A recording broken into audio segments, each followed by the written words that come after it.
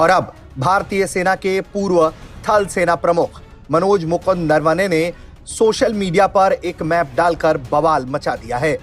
तो मैं I am sorry, I just don't understand. उन्होंने वो मैप निकाला, वो भी इंडिया के साथ उनकी नेविगेशन है, वो टोटली वो जो काम कर रहा है वो अमेरिका के साथ कर रहा है। चाइना ने एक मैप रिलीज किया था अभी थोड़े दिन पहले, उसके अगेंस्ट इंडिया ने एक नया मैप रिलीज किया है। उसके बारे में आपका क्या कहना है?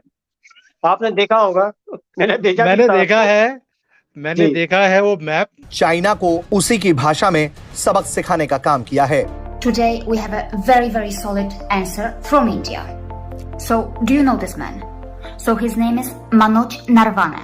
अभी खबर ये चल रही है वो एयरफील्ड बना रहे हैं, फाइटर एयरफील्ड बना रहे हैं लद्दाख वाले एरिया में, अनाउंस कर चुके हैं। और दूसरे पाकिस्तान साइड पे कभी कोई प्रोटेस्ट, कभी कोई प्रोटेस्ट। यही इनफ है चाइना की बोलती बंद करने के लिए। इंडिया का जो ऊपर जाने का ना, उधर देखे ना कि वो डेमोक्रेसी है, आज तक कोई फौजी हुक्मरान नहीं आया।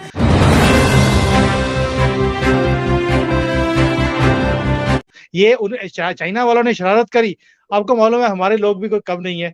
BRI जो बेल्ट रोड इनिशिएटिव जिसको पाकिस्तान में CPEC कहा जाता है, पहले ही वो मुश्किलात का शिकार है। चाइना की बॉर्डर तक इंडिया ट्रेन पहुंचा रहा है, करीबन 10 किलोमीटर चाइना रह जाएगा।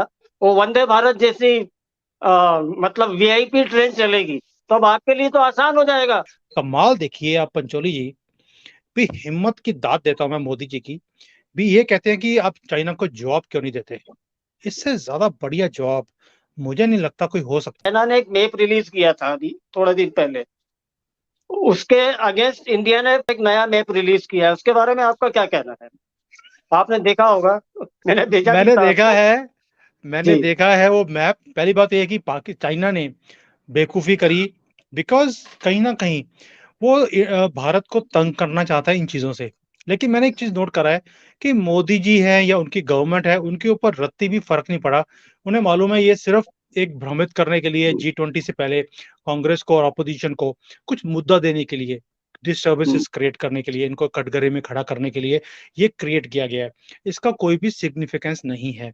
और जो भारत का जो आप मैप बोल रहे हैं कि भारत ने निकाल दिया, मैंने वो देखा है, मैं अभी स्क्रीन पे लगा भी रहा हूँ। ये चाइना वालों ने शरारत करी। आपको मालूम है हमारे लोग भी कोई कम नहीं है। और सर अभी ये आपने सुना होगा कि चाइना की बॉर्डर तक इंडिया ट्रेन पहुंचा रहा है, करीबन 10 किलोमीटर चाइना रह जाएगा। वो वंदे भारत जैसी मतलब VIP ट्रेन चलेगी तो अब आपके लिए तो आसान हो जाएगा।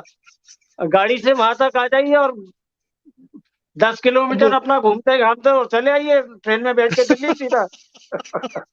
मुझे लगता है मोदी जी को पता लग गया कि उनका चेला यहाँ बैठा हुआ है जिसको बड़ी दिक्कत आ रही है अपनी वाइफ को लेके आने के लिए भारत में। उन्होंने भी एक वंदे भारत शुरू कर दी। और देखिए कमाल देखिए आप पंचोली जी, भी हिम्मत की दाद देता हूं मैं मोदी जी की। भी ये कहते हैं कि आप चाइना को जवाब क्यों नहीं देते।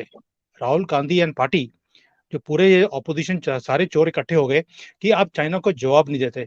इससे ज्यादा बढ़िया जवाब मुझे नहीं लगता कोई हो सकता है। जितनी टनल्स हमारे बॉर्डर पे बन रही हैं, ऑल वेदर रोड्स हैं, वहां पे 6-6 महीने हमारे आर्मी के लोग जा नहीं सकते थे, उनको खाना पहुंचता नहीं था।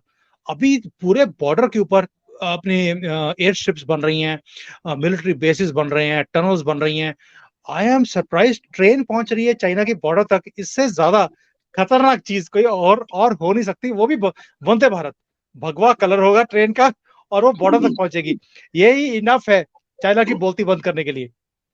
सर मेरे फादर सेशन जज थे, तो कई बार वो मुजरिम उनके पास आते थे तो वो उनसे शिकायत करते थे सर कि मेरी कुटाई हुई है बहुत। तो उन्होंने कहा कहाँ है निशान? तो क्या सर कंबल में लपेट के मारा है, निशान नहीं है।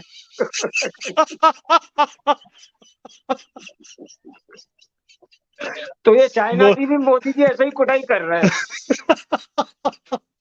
देखिए मैं रहता चाइना में हूँ, लेकिन जब इनकी कुटाई होती है सबसे ज्यादा खुशी मुझे होती है। ये भी बता दूं आपको मैं। BRI जो बेल्ट रोड इनिशिएटिव जिसको पाकिस्तान में CPEC कहा जाता है, पहले ही वो मुश्किलात का शिकार है। इसके बारे में प्रोपेगेंडा किया जाता है, बल्कि उसमें कुछ हकीकत भी है कि ये एक डेट ट्रैप है जिसमें वो भारी कर्जे देकर भारी इंटरेस्ट के ऊपर मुल्कों को ट्रैप करने का प्लान है चाइना का, जिसकी एक मिसाल श्रीलंका के सामने नजर आती है। दूसरा उनको सेटबैक ये है कि इस वक्त लोग उनसे बेजार नजर आ रहे हैं BRI से।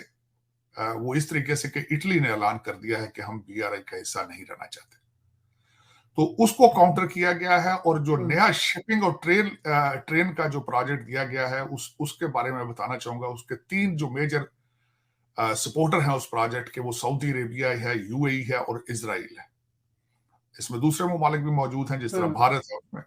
अब उसके बारे में ये बताना चाहूंगा कि ये 3 ममालिक क्या हैं, जो बड़े की प्लेयर्स हैं वो कौन है। की प्लेयर्स में से जब सऊदी अरेबिया आगे आता है, they are oil rich country, और इस वक्त जो यूक्रेन की वार का सबसे ज्यादा फायदा सऊदी अरेबिया ने उठाया है, सबसे ज्यादा पैसा उन्होंने बनाया है रशिया एम्बार्गो की वजह से। अमेरिका ने जो सैंक्शंस लगाई थी इसके रशियन ऑयल के बारे में, उसका सबसे ज्यादा फायदा सऊदी अरेबिया ने उठाया है। ये वर्ल्ड बैंक की रिपोर्ट है। और उनकी जो फ्यूचर में इकॉनमी है 8.7, जो कि हाईएस्ट रैंकिंग है, वर्ल्ड बैंक ने रिपोर्ट किया है कि उस पे वो तरक्की आगे ग्रो करेंगे अपने ऑयल रिच होने की वजह से। तो एक तो ऑयल रिच कंट्री है, कैश लोडेड कंट्री है, और तीसरी बात इजराइल टेक्नोलॉजी है। जो इस वक्त टेक्नोलॉजी में IT के अंदर जो भी स्टार्टअप शुरू होता है वो इजराइल से शुरू होता है।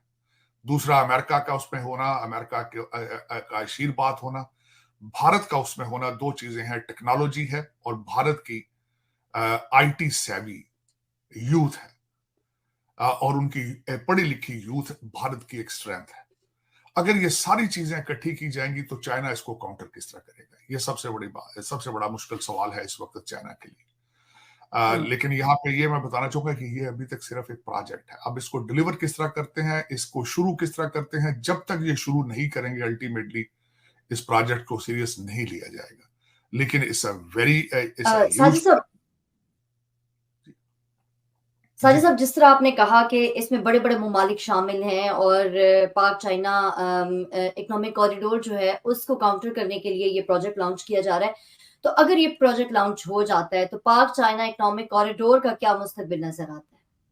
उसका मुस्तकबिल आपको पाकिस्तान में पहले ही पता होना चाहिए कि उसका मुस्तकबिल क्या है। मैं उसके बारे में बात करना चाहूंगा। पहले तो आपने $26 बिलियन उनका खा के तो पिज्जे खरीद लिए।